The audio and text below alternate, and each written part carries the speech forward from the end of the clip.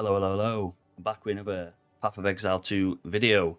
So, Monk 1.0. 0.4 has been around for about a week now. I've seen some good things and some bad things about the update. So far, I am enjoying it. I just wish there was a little bit more endgame and just a few changes, but you're not here to listen to me rant about that. You're here to see the Monk build. Currently, I am level 84. I have 43% evasion. My resistances are around about 60 to 70%. My chaos needs upgrading. I haven't took chaos inoculation yet because I haven't got the skill points. And my energy shield is 3,577. So let's go over the skills.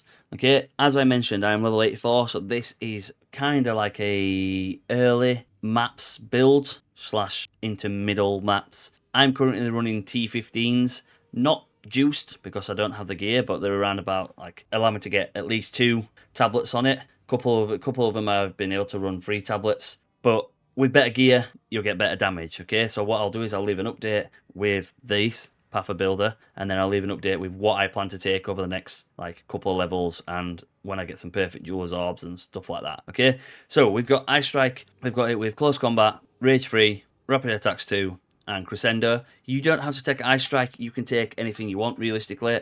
I'm just taking it because it is melee, so melee then will proc my Reaper's Invocation, so you need something that at least takes melee. So Ice Strike, Tempest Flurry, Whirling Slash. Whirling Slash is very, very good. I've tried it, not too sure about it, but again, I haven't got it fully maxed out and I ain't got this stuff to change it, so it could be good. Falling Thunder. Falling Thunder is there for 2 reasons. One, it does very, very, very good boss damage when you get it up to at least 20 combos. And then 2, when you flicker, if you're in a situation, hit Falling Thunder and it'll basically clear your whole screen. Okay, you saw it right in the video at the beginning. So I've got this with Culmination 2, so this allows me to gain combo. Nova Projectiles, which now fires projectiles in a circle. Ricochet, which then basically has a 40% chance to chain onto additional terrain. I need to change this to Ricochet 2. And then Fist of War, which basically gives them boosts and cause them to do more damage. Okay, so when they become Ancestry boosted, they get an increased area of effect and they gain 30% more boost. Flicker Strike. So this is where you're able to fly across the map. Okay, bounce everywhere and stuff like that. Flicker Strike is very, very good, but GGG did change it. So originally it used to generate power charges, now they've changed it so it gives you more critical hit chance. We've got it with Close Combat for 30% more damage, Ancestral Call, which allows it to be boosted again with more damage, more area effect, and hits 2 additional enemies. Concentrated Area for more attack damage, and then Inexorable Critical, which gives you increased critical hit chance each second, and then you gain this critical hit chance is lost whenever your skill is supported. Okay, the reason why we use this is because we plan to take cast on crit. So as you can see here, I sit at 85.82% critical hit chance. With a power charge, that possibly will put me around about 100% crit chance. But this used to be much better in 0.3, so we might change it and we'll see what happens as we get more crit chance. As you know, GGG's changed it from 12% crit chance per node to now 10%, because obviously they don't want you critting. But it's a work in progress, okay? If you want to find out like an endgame build, it is on my channel. That's what I kind of want to work to. So a few of you may notice this red spirit orb here, especially people that looked at my monk builds from the previous league and the league before this. I mentioned Reaper's Invocation multiple times, saying if you don't want to use Castle and Crit, you don't have to use it. But I've decided I'm using it, and yeah, it works really, really well. The downside with Reaper's Invocation is you have to manually trigger this, okay? Whereas Cast on Crit will automatically trigger any skills that are in there. Once it reaches its energy threshold, this has to be manually triggered. Down here, I have this on my mouse right button, so near my thumb. So when I am flicker striking around the map, I just hold this as it flicker strikes, because all you need to do is press E once, and then it does the rest of the work. And then it will generate my power charges up here, and then again, flicker strike, okay? So it takes a bit of getting used to, but it works very, very well. And then I use this, if anyone saw me in 0.3, I used to use Profane Ritual down there to generate the charges, but now what I do is I use Reaper's Invocation to actually generate the charges when I'm walking around, so it acts like Profane Ritual. So if you've still got like 1 or 2 letters there and you've killed some enemies, just press it, it'll create your Profane Rituals, and then it'll pick up all the power charges to give you power charges again. Okay, we've got this with Profane Ritual. This is how you generate power charges for Flicker Strike. You can do it through combo as well, which I'll explain in a minute. Compressed duration, okay. Thank you to Nixus.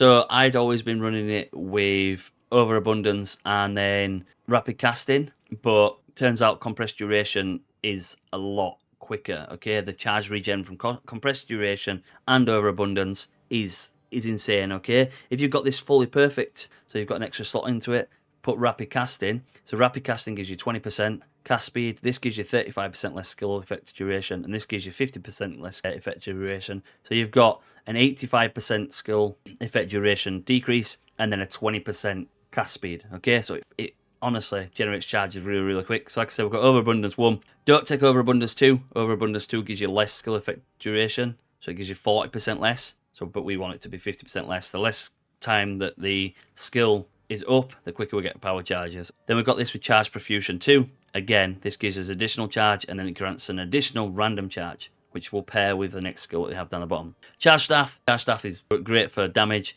So we've got this with culling strike, prolonged duration because we want this to last longer, perpetual charge because we don't want him to remove charges. This will change eventually, and then innovate for more lightning damage for killing a shocked enemy. And a Chiola, this is the other way of generating power charges. Okay, I get asked this multiple times, how do you socket it correctly? So Handy Chiola goes in first, then you cannot put charge profusion in, okay, without putting other skills in first. All right, so you need to put culmination in, then you need Aelish chimes, which means you get a 25% surpassing chance to gain a power charge, okay, when you expend a combo. So when you get to 10 combo, use Handy Chiola, and then this will give you a power charge, or a couple of power charges. So you need to put that in first, and then you can put charge profusion in, which gives you the random charge, and then obviously just put ancestral call in. Okay, ancestral boosting is very, very good, again, because it gives you more damage and it increases the area of effect, and then it targets additional enemies. So my plan with this, once I get a perfect Jewelers, is to socket Sniper's Mark, which means that when I socket Sniper's Mark, I do extra critical damage and I generate a frenzy charge. Okay, and I'll explain why frenzy charges are important just as we move further down. So Herald of Thunder, I'm trying to get it to work similar to where it was in my 0.3 build, but we've currently got it with Armor Explosion, Armor Break, Free, Magnified Area, and Ambush. It seems to be working well, but it's nowhere near as good as it was in 0.3. I'm playing around with it. These two skills here work off a lot of physical damage. It doesn't have a lot of physical damage, okay? So chaos damage, sorry, look, my chaos damage is very, very low. So it requires me to get a few skills like Tool Stillness and stuff like that. But it's a work in progress. You could put Magnified Area 2. You could put Embedded if you're using Ice Strike, or just genuinely like improve it. So if you've got Spare Spirit, put the Herald, make it a little bit stronger. But these two are a work in progress, as I said. Stay tuned for these. Wind Dancer was nerfed, but it's still very, very good. So we've got it with Soul Drain, which recover 12% of maximum mana over 4 seconds when you cult an enemy. Blind 2, Culling Strike, and then Magnified Area. Again, these need to be upgraded for me. Okay, so what I'm trying to get the idea is when an enemy attacks you, you should kill them, which means you should call them, which means you should get 12% of your mana back. I do plan to, when I get another unset ring, I do plan to drop Falling Thunder, and then we're going to take Mana Remnants for more mana. Charge Regulation, so we've got this with Clarity. The reason we want Charge Regulation is because it gives you more critical hit chance, more defenses, and more skill speeds, depending on the charge that you have. So as you can see here, 24% skill speed while you have a Frenzy Charge. Alright, what we want, ideally, is we want this to be our way of constantly maintaining high defenses, high skill speed, and high crit chance. The more we can crit, the more we can eventually cast on crit. The more defenses we have, the stronger we survive, and the more skill speed we have, the faster we flicker. And then Herald of Ash, we've got Herald of Ash with just Magnified Area. This is just for overkill damage. You can swap this out for Infernal Cry, and I'll show you what I mean here. So we'll swap it with Infernal Cry, and then we'll have this with Enraged Warcry 2, Second Wind 3, and then Rage Forge 2. And what happens is, you see this number, the number 1, okay? So we've got supported Warcries spend 15 rage to bypass the cooldown instead of an endurance charge. So when you get rage build up from anywhere else, from your Ice Strike and stuff. Then we have Second Wind. So this supported skills have 40% less cooldown recovery rate. And then again, you get recover 1% of maximum life per second of cooldown. And then it allows you to use it twice. And then we have Rage Forge, which basically spends 2 rage and increases your damage, okay? So if you've got 20 or 30 rage, it'll spend the 10 or 20 rage and increase your damage. There's a huge, huge amount of damage in Infernal Cry, okay? So you literally proc it twice and then you'd flicker strike or use your move or anything like that. You can do it where you're just walking around, just as you're walking around, just there, proc it, get yourself some extra damage. Okay, so you're just in a group of ads, bang, and then start attacking and flicker striking, etc. Okay, but for the time being, I am running Herald of Ash just with magnified area. So my gear isn't very good. Okay, quite a lot of this is some campaign gear, some that I bought for 20, 30 exalted. So we currently have a Quarterstaff with just some physical damage, some cold damage, critical hit chance, +7 to melee skills, kind of bonus finding that. And then we gain onslaught and killing enemies, and we get elemental damage. Okay, so I picked this up for, I'm pretty sure I picked this up for about 40 exalted. Okay, it wasn't a lot. Then we've got a tiara. We've just basically got this with some resistances and rarity. Ideally, we want this with crit chance if we want to build up as crit chance. This is just one I found off the ground. We need an energy shield helmet because we are taking subterfuge mask. This I picked up for 10 exalted, and it's just genuinely a basic body armor. So it's got high evasion, high energy shield because we are taking Lead Me Through Grace, and we've got some fire resistance, some life, some intelligence, and stuff like that. Amulet is one I just bought. I'm trying to think how much I bought it for. I think I bought it for around about, I'm pretty sure it was like 15 exalts. Okay, and that's great with serrated edges, and we've got energy shield, rarity, critical hit chance, and critical damage bonus. So this gives me a lot of damage. Unset rings. So again, we've just got this with resistances and a bit of flat damage, and then some percentage. Ideally, with an unset ring, you want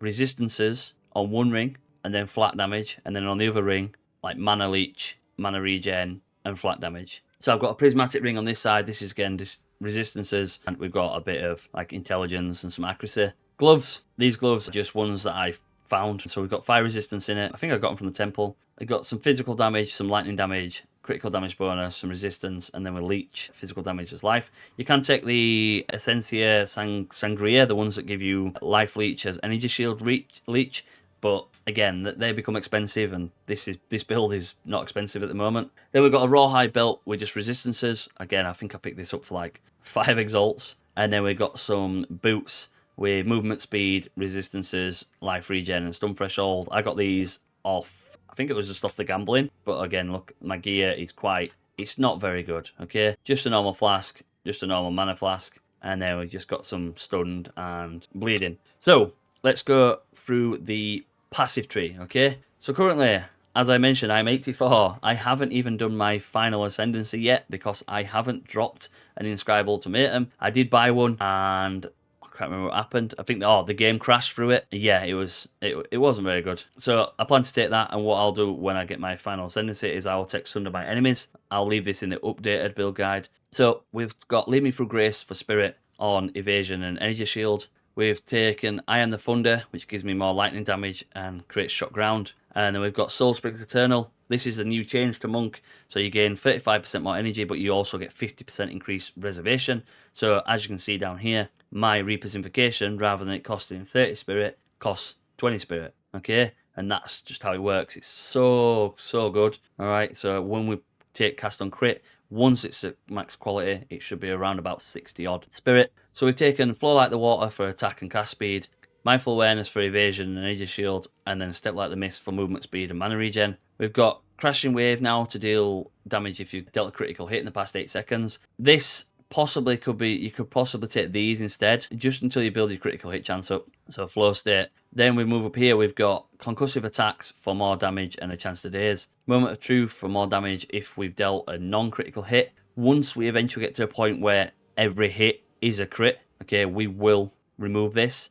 As I said before, my ascendancy, I will plan to take Sunder my enemies because you get critical hit chance as well. So basically, every time we crit, you'll ignore the elemental resistances. Then we move up here, and we've got Power In, so more damage bonus if we gain a power charge. Then Round for critical exploit for more critical hit chance. Then Melding for more energy shield. Then we've taken Dampening Shield and Pure Energy for more energy shield and some ailment thresholds. Then we've taken Immaterial for increased evasion rate, and if we have energy shield or it's recharged. Down here to take Siphon for mana on kill and mana leech. I will probably drop that and probably take mana remnants once we get an extra unset ring and we can drop Falling Thunder and other bits. Then we've got Agile Succession. We've got this with attack speed and evasion rating. Pair this with this one here, so we've got 50% evasion rating when we've hit an enemy recently. Subterfuge Mask. So this is gain evasion rating on energy shield of the equipped helmet. So this is how you're able to maintain like high evasion. Then we move up here. We've got killer instinct for more damage on low life and full life. Up to take true strike for the jugular and deadly force. This is all for critical hit chance and critical damage bonus. We move round. We are taking an evasion and energy shield chest piece. So we've taken spectral ward for energy shield per 12 evasion on the body armor. Then we've taken overflowing power from power charges, and this gives you also an extra 60% critical damage bonus if you consumed a power charge. Then we're down here, we've taken martial artistry for accuracy, critical damage bonus, and then one with a storm, which basically consumes power charges, counters consuming an additional one. Round down here, and we've taken chakra of impact for more damage and deals 8% damage per combo consumed, and then amulet as anointed serrated edges for critical hit chance and attack damage. I will probably plan to anoint subterfuge mask so I can drop these skill points down here. Then we move down, we've got a socket, we've got a dual socket up here as well with evasion, attack damage, attack speed, and extra forking with projectiles. Another dual with cold damage, chaos damage, mana regen, and critical hit chance. Again, this was pretty cheap. I'm pretty sure it was like 10 exalts. And then we've got heart stopping, struck through, and heartbreaking for all critical hit chance and critical damage bonus. Okay, so what I plan to do eventually is I plan to come up to here, so we get more evasion and we get more deflection, equal to 5% of the evasion rating. So we're going to go for as much evasion as we can, as well as energy shield. So ideally, if it's anything like last league, my energy shield will sit around about 9,000 with around about 60% evasion, plus the extra deflection rating equal to 5% of the evasion. So it's very, very good. And then we'll probably take Chakra of Rhythm for more attack speed and then build the combo. Up here to probably take these critical hit chances, because I want to take a critical damage bonus Quarterstaff. Remove these, and then we'll probably play around with maybe looking at some elemental damage. Maybe going up to Chaos Inoculation and stuff like that. Yes, Falcon, I am making a vid, and you're in it now. So that is the build. Okay, it will be upgraded and it will be changed over the coming days. As I said before, I will leave a path of building link to the one what I plan to take and the current one that's here. This is very, very good for the start of maps and to work your way up. Just practice it. It takes a bit of getting used to, especially Flicker Strike. Okay, remember to hold Reaper's Invocation. Anyway, if you like the video, please leave it a like, comment, and don't forget to subscribe. Stay safe. Peace.